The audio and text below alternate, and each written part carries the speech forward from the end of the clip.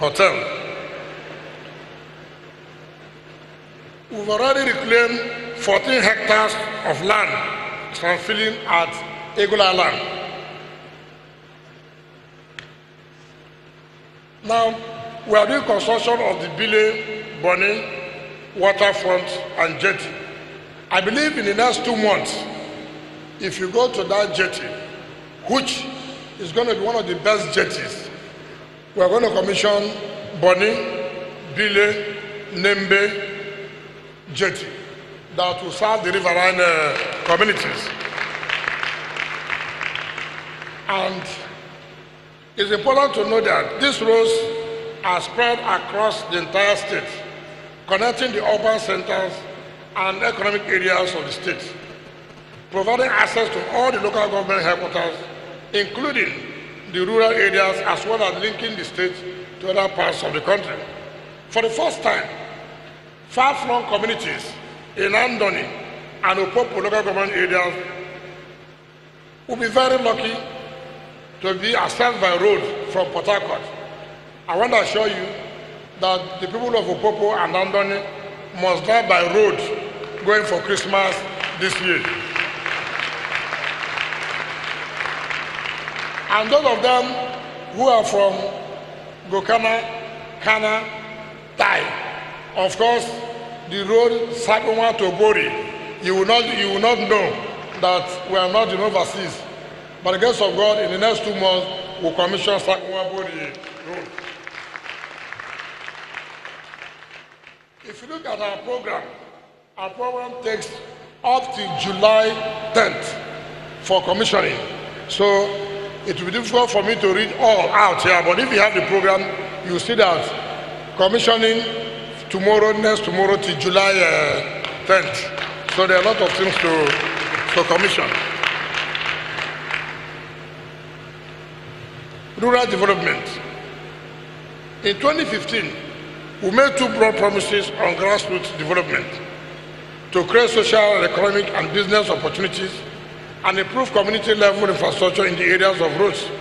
Today, we have taken development to the grassroots, positively impacting on the economy and improving the living conditions of semi-urban and rural communities. We have done so in several ways, including the following. I'm sure July this year, we are going to commission the Abonima Ring Road. On the 4th of July, we are commissioning the Amadiama Road. On 26th, we are commissioning Okochiri Road, internal roads in Okrika. Of course, I've talked about Elela Limini, which is tomorrow. I've talked about Omok, which is on 31st. And I've talked about Isobo, which is on the 24th of June. We provided land to the following communities through reclamation. I'm sure if you go to Abanama community today, you know one thing that the riverine people value, it has to do with reclamation of land. In Abanama, we are reclaiming 19 hectares of land. Anybody who from Abanama and Asfantoro will test that. We are also reclaiming 18 hectares in Bakana community in Degema, which is ongoing. We have completed the reclamation of 14 hectares in Olumbia and Owukiri communities in Ogubolo local government. With the completion of the reclamation work, these communities have been transformed from their landless status to owners of adequate land with which to build their own houses and continue with their development, providing shore protection for the following Ndoni communities: Azazaga community, Isukwa community, Owiku community, Obiofu community, and Utu community. We are doing what we call provision of shore protection in those communities.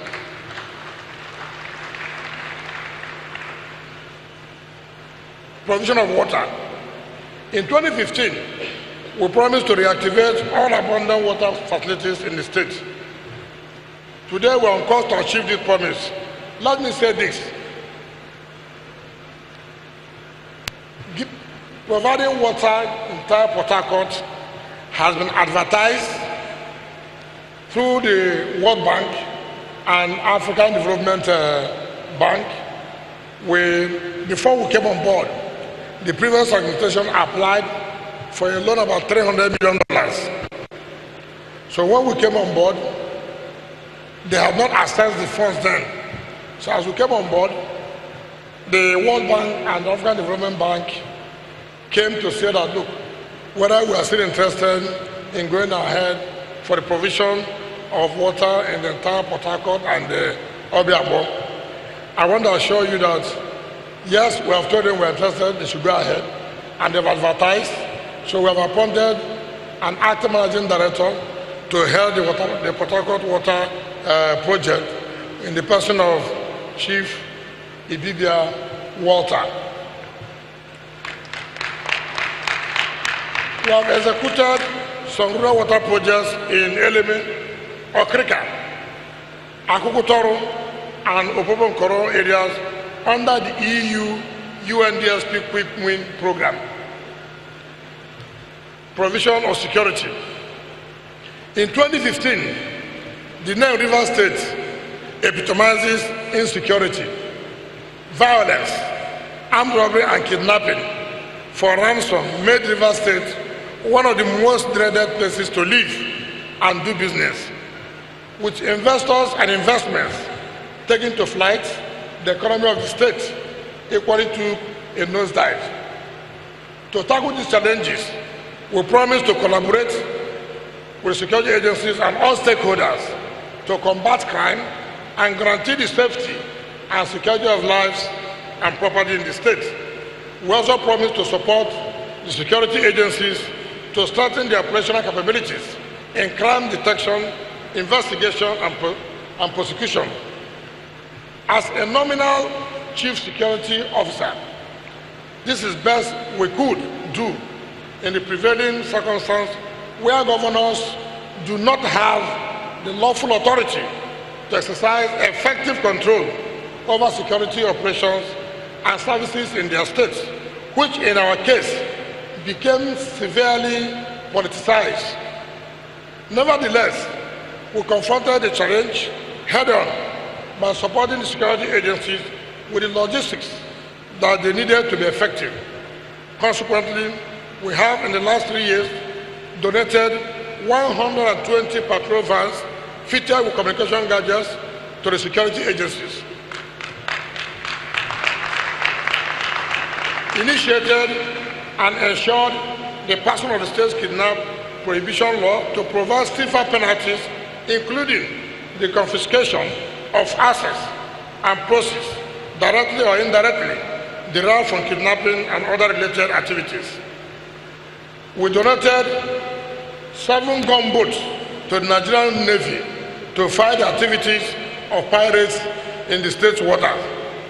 We introduced criminal justice reform and ensured the passing of the state's criminal justice administration law to enhance the speedy and efficient administration of criminal justice in the state.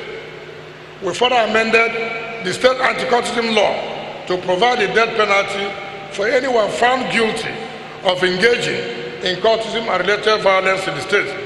And as I repeatedly said, I will sign the death warrant for any accused that is convicted and sentenced to death under this law. We further incentivize security operations by pledging to pay 5 million naira compensation to families of any police personnel who dies in serving fighting violent crimes. 1 million naira for any person who gives out useful information that leads to the arrest, prosecution, and conviction of kidnappers and armed robbers in the state. We also offered 20 million naira ransom for any person that gives credible information that leads to the arrest and prosecution of wanted criminals who have been terrorizing the state. About 6 weeks ago, we introduced the Neighborhood Call program to take direct responsibility over the security of our neighborhoods and communities. Today,